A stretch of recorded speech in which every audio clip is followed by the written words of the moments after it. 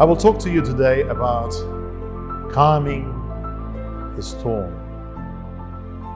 Calming the storm. A number of years ago, my father and my sister visited my family in Australia for the first time. It was quite an experience, and at that time my family was living in Newcastle, and we worked at Avondale Memorial Church. And I wanted to show my father a little bit of Australia, so I took them for a ride. So we traveled to Stewart's Point. It's the campground for the Adventist community in that part of New South Wales. And we stayed there for a few days. We enjoyed ourselves swimming in the ocean and looking at the wonders of Australian nature. And on the way back, we stopped overnight with a friend of mine.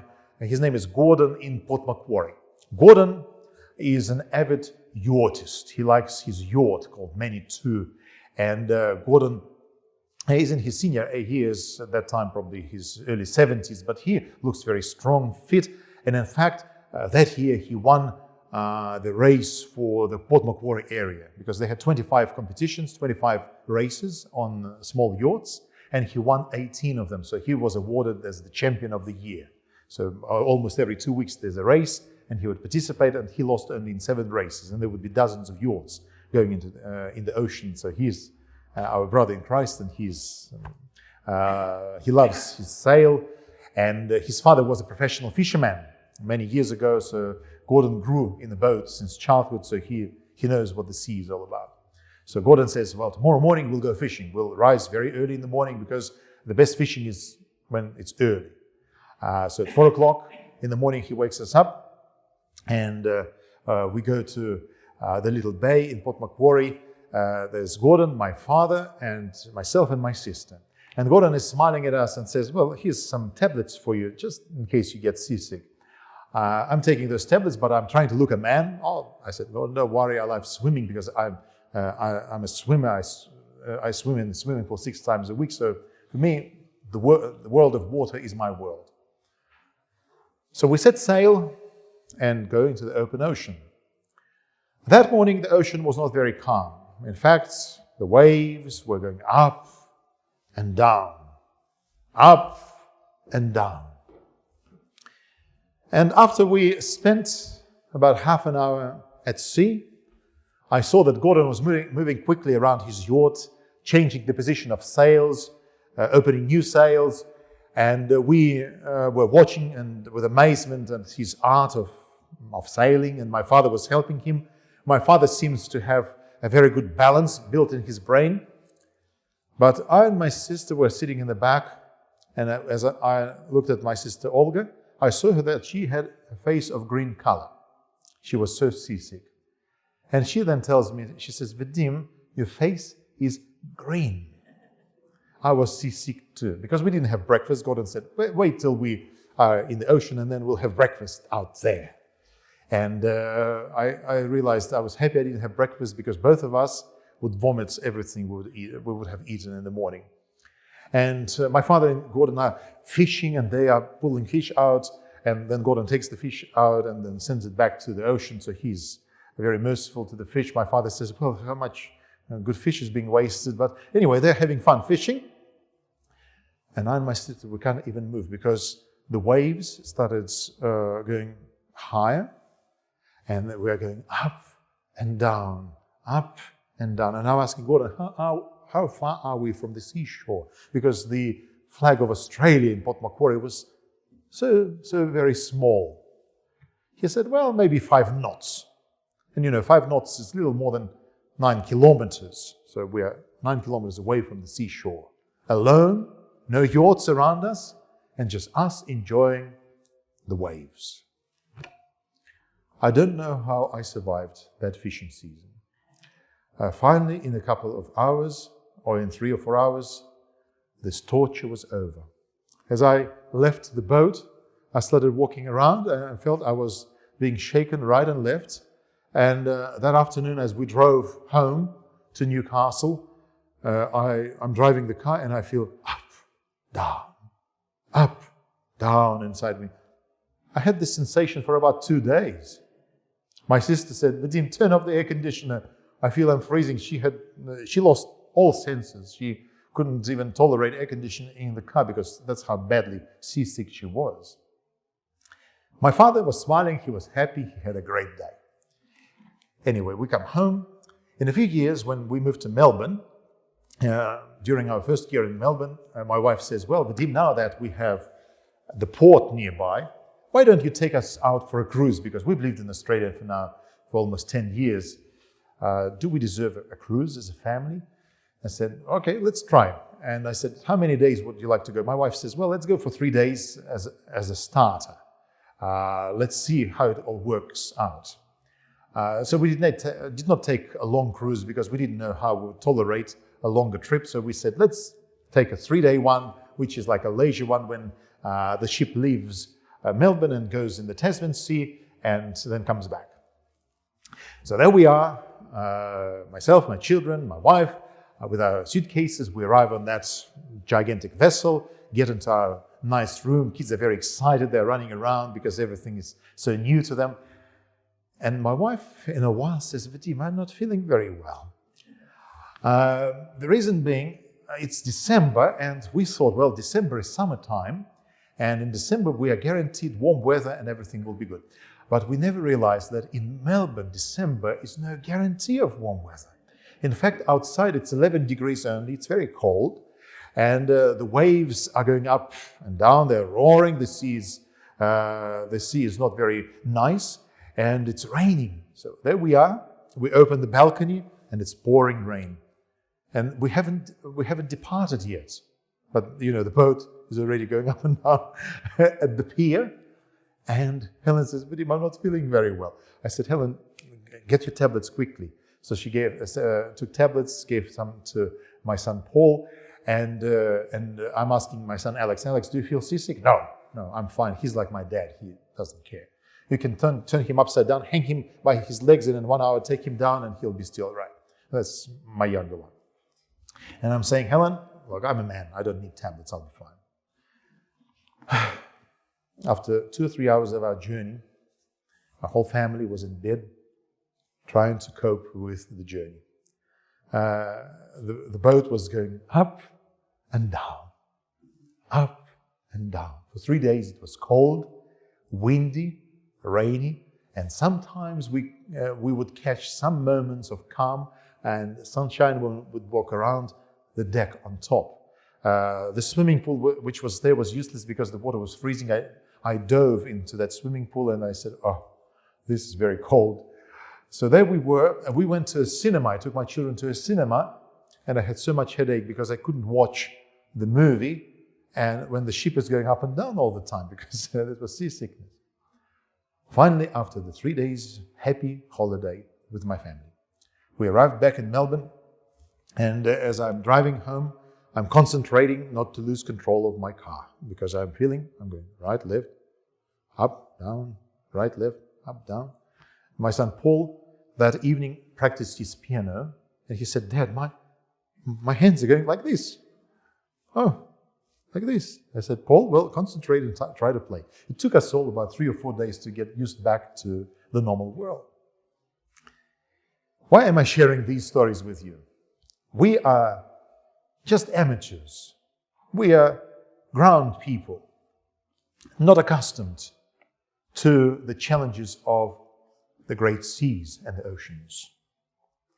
Today we're going to look at the story of a group of people for whom our experience would make very little difference.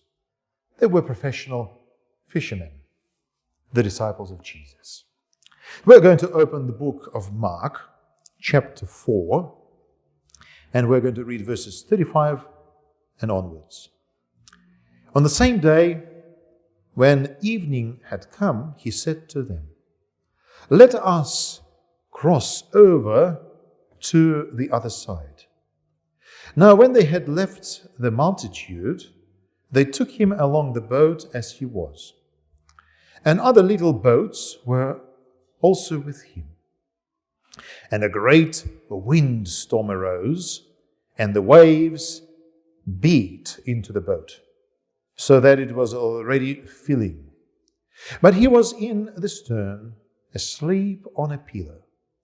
And they awoke him and said to him, "Teacher, do you not care that we are perishing?" Then he rose and rebuked the wind and said to the sea, "Peace, be still." And the wind ceased, and there was a great calm. But he said to them, "Why are you so fearful? How is it that you have no faith?" And they feared exceedingly and said to one another, "Who can this be that even the wind and the sea obey him?" This is the story. So now let us look at some points. So at first you see Jesus leaving the multitude. So there is the multitude of people whom Jesus taught. He fed thousands of people. He performed great miracles. And now he's going to the other side. If you ever go to Israel and go to the Lake of Galilee or the Sea of Galilee, as the Bible calls it, it's not a big lake. In fact, from the western bank, you can see the eastern bank very easily. And if you have good binoculars, from the northern bank, you can see you can see the River Jordan, which starts in the Lake of Galilee. It's not a big lake. A very nice place. Lots of fishing villages. Even today, they fish a lot there. Lots of agriculture happening around. It's a nice place to live, almost like a resort. I did go swimming in the lake. It was very cold. Maybe it's because it was springtime. The lake is quite deep, and it's a very picturesque place. And for me, it was a fascinating experience because I know that most of the gospel stories happened either on the lake or on the shores of the lake. Where you have the northern side of the lake, you've got a hill where they believe Jesus pronounced his great Sermon on the Mount, where on the slopes of the hill he announced the great principles of his new coming kingdom. So this is a very interesting place. And generally speaking, if you go on a boat on a river or a lake, the ride is quite smooth and calm. But in this case, something extraordinary happens. So there's Jesus. He is in the boat with his disciples. He is taking them to the other side, and that's the Decapolis, or the area where they had the 10 cities. Not a very friendly area to the Jewish community on the western bank.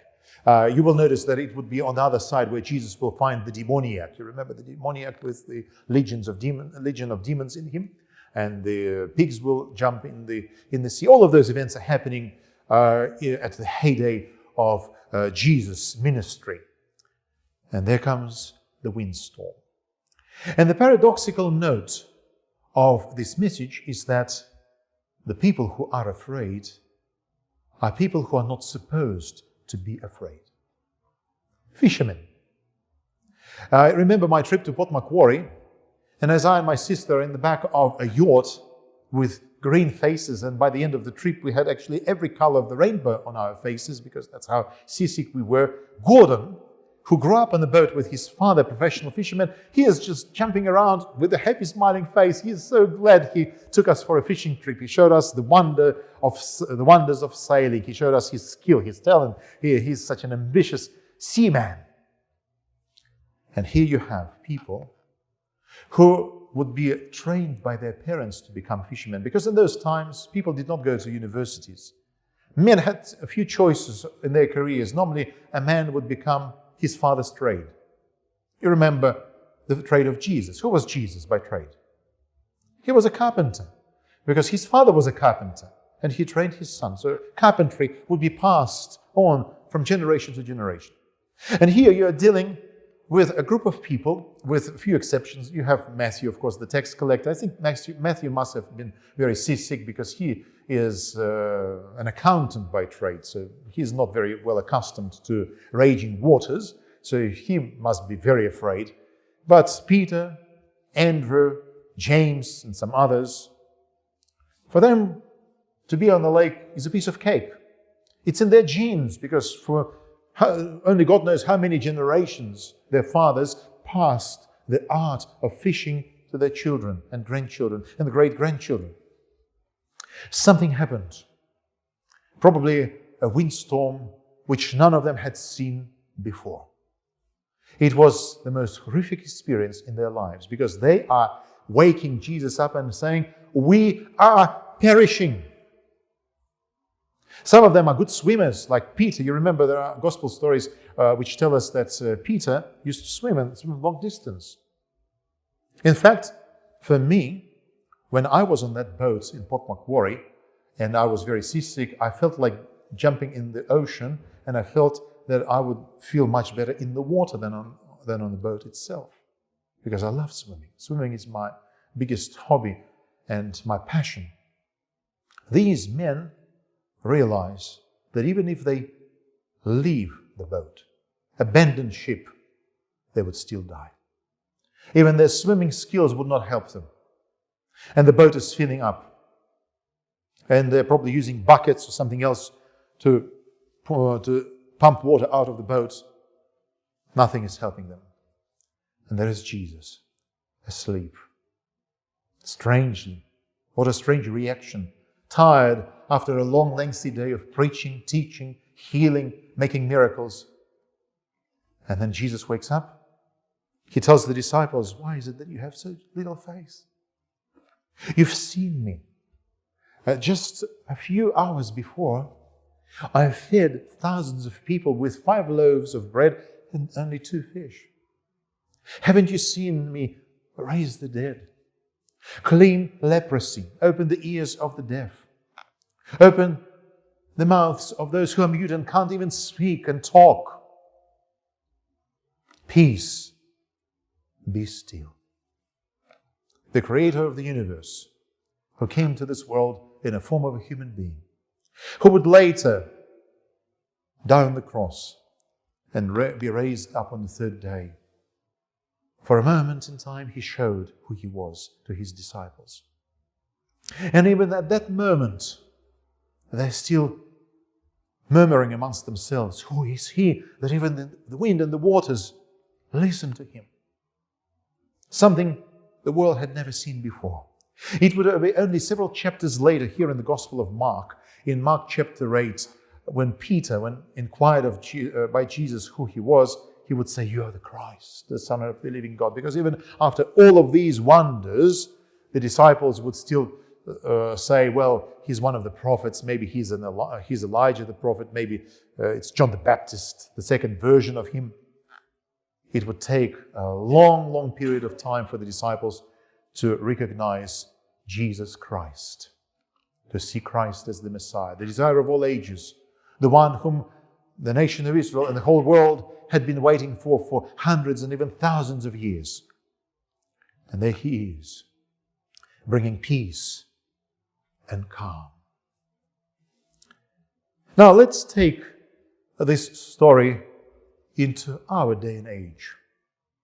The autumn for us in the southern hemisphere, the springtime in the northern hemisphere, and the world around us. I think the circumstances in which you and I are in at the moment are very similar to what you find here in the Gospel of Mark chapter 4. In January, when I and my family were at the big camp where the Adventist community of Tasmania gets together annually in Tasmania, and I was preaching there nightly, and in the evening watching the news, I heard about the COVID-19, the coronavirus, and I and my family were not very worried. I thought, well, this is just another SARS. You remember SARS, the sudden acute respiratory disease syndrome, which happened 17 years ago in China. It was limited. It was very well quarantined. About 1,000 people died of it, mostly in China. So I thought, well, that's just another Chinese virus. Okay, it's quite obvious that most viruses come to us from China. 700 years ago, the bubonic plague came to us from China, again because people used to eat unclean animals, and that's how bubonic plague came. And then it traveled through the Great Silky Way to Europe and destroyed most of Europe. We know that the Hispanic flu, which happened in 1918 and was the greatest pandemic of all time, killing almost 100 million people. The Spanish flu also appeared in China for the first time. The scientists believe because of eating swine or pork, and then it traveled to America and then to Europe, and because they started talking about it in Spain for the first time, they call it the Spanish flu. Now this pandemic comes to us from China. But for me, I thought, well, it would be limited just to Wuhan, the Hubei province. Well, they ate some rats and some bats and maybe some snakes and somehow acquired this virus from these animals.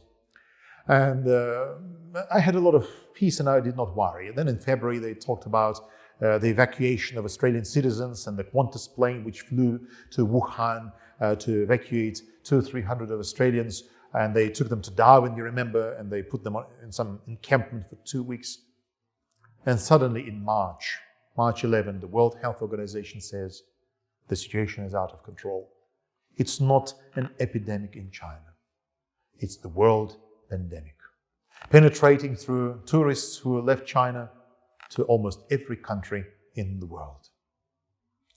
And in a matter of days, the world seemed to have plunged into a gigantic storm. And I remember the frantic statements in the morning. Dan Andrews, our Premier here in Victoria, saying, stay at home. I cannot emphasize it more. Stay home. We don't want, in a few weeks, he said, to have another New York, where doctors have to choose whom to give a ventilator because they were running out of the oxygen machines for people who are sick. The news coming from all over the world, in Spain and in Italy, showing churches with hundreds of coffins in and one priest burying them all in one day. No relatives allowed to attend the funeral. Every day talking about 1,000 deaths in Italy, 1,500 in Spain, transforming the ice hockey rink in Madrid into a big morgue because they didn't have enough space for people who died. For the first time in history, in New York, they used mass graves. Normally, mass graves are used during wartime. I remember when it happened during the Second World War in St. Petersburg, which was blocked by the German forces for 900 days. They have a cemetery called the Piskarev Cemetery where they have 30 mass graves, and each mass grave has 20,000 people in it. Those people who died of starvation. In St. Petersburg, on the average, 1,500 people died every day because they starved during the Second World War. And suddenly in New York, in one of the capitals of world civilization, in the place where most people trade their money, where you've got the greatest stock exchange, the city which saw a lot of disasters like the September 11 disaster, they dig graves on one of the islands to put bodies because they don't have enough room on the existing cemeteries. God bless Australia, our Prime Minister, who is a Bible-believing man, and many people worked very hard to keep this country safe. And I praise the Lord that Australia did not have the worst of the coronavirus. We had only 7,000 plus cases. This great pandemic hit us more economically than physically. And yet, we are not separate to the world. The world is still to see the economic outcome. You remember the global financial crisis of 2008, when in America the real estate market crashed and the shock waves swept through the whole world. The Great Depression of 1928, 29 and 30, again when the whole world plummeted into an economic meltdown. We don't know how this boat of human civilization will pass through this storm. And human beings still don't have a lot of answers. Today, people are grasping the news that somewhere someone had a breakthrough inventing an antibody, a vaccine, or found that the malaria medication could actually work for the COVID patients. We are ready to catch even the last straw that would help us hold down and hold on.